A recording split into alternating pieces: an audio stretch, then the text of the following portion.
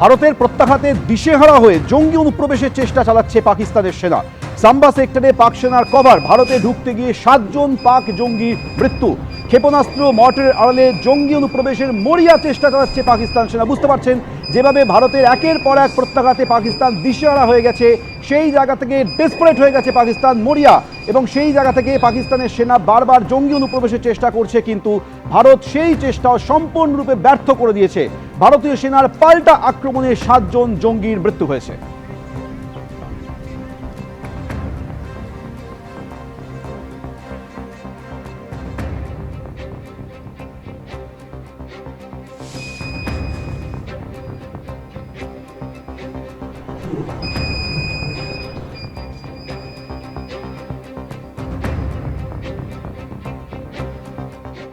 ভারতের প্রত্যাঘাতে বিধ্বস্ত সন্ত্রাসের মদতদাতা পাকিস্তান। পাক অধিকৃত কাশ্মীরের কাহুটায় পাক ফরওয়ার্ড রোড ধ্বংস করে দেওয়া হয়েছে। পাক অধিকৃত কাশ্মীরে পাক সেনা চৌকি ধ্বংস করে দেওয়া হয়েছে আজ ভোর 5:44।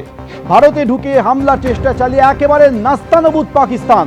ভারতীয় এয়ার ডিফেন্স সিস্টেমের ফাঁদে একের পর এক পাকিস্তানের ড্রোন এবং ক্ষেপণাস্ত্র। পাঞ্জাবের হোশিয়ারপুরে 2টি পাক ক্ষেপণাস্ত্র ধ্বংস করেছে ভারতের সেনা।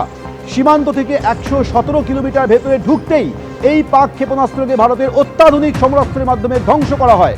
গত 24 ঘন্টায় 200 বার ভারতীয় আকাশসীমায় ঢোকার চেষ্টা করলেও পাক যুদ্ধ বিমান সম্পূর্ণরূপে ব্যর্থ হয়েছে। ভারতের চক্রবে 50টি পাক ড্রোন ধ্বংস হয়েছে। শুধু পাঞ্জাবেই এর মধ্যে ধ্বংস করা হয়েছে 31টি ড্রোন। পাঞ্জাবের হোশিয়ারপুরে ভারতের গুলিতে ধ্বংস হয়েছে জোড়া পাক ক্ষেপণাস্ত্র। অর্থাৎ সেটা জম্মু হোক, সেটা পাঞ্জাব হোক, সেটা রাজস্থানের জয়সালমীর হোক, বিভিন্ন জায়গায় পাকিস্তান কখনো ক্ষেপণাস্ত্র হামলা চালিয়েছে, কখনো ড্রোন হামলা চেষ্টা করেছে, কিন্তু প্রত্যেক ক্ষেত্রেই পাকিস্তানের সেনা নাস্তানাবুদ হচ্ছে ভারতীয় সেনার কাছে। পাকিস্তানের সেনার ক্ষতি করার, হামলার যাবতীয় প্রচেষ্টা ভারতের সেনা সম্পূর্ণরূপে ব্যর্থ করে দিয়েছে।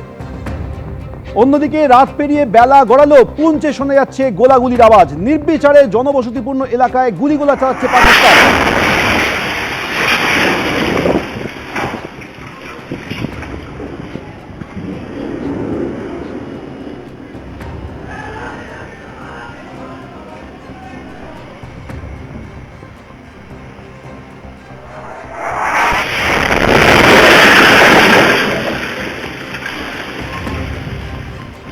অপারেশন সিঁদুরের ঠেলায় পাকিস্তান ছেড়ে পালালো এবার দাউদ ইব্রাহিম, এরকমই সূত্রের খবর।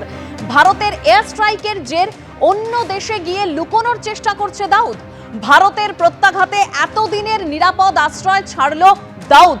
গত 3 দশকেরও বেশি সময় ধরে পাকিস্তানই ছিল দাউদের নিশ্চিন্ত আশ্রয়। লুকিয়ে পড়েছে দাউদের ছায়া সঙ্গী ছোটা শাকিলও, যেরকম সূত্র মারফত খবর।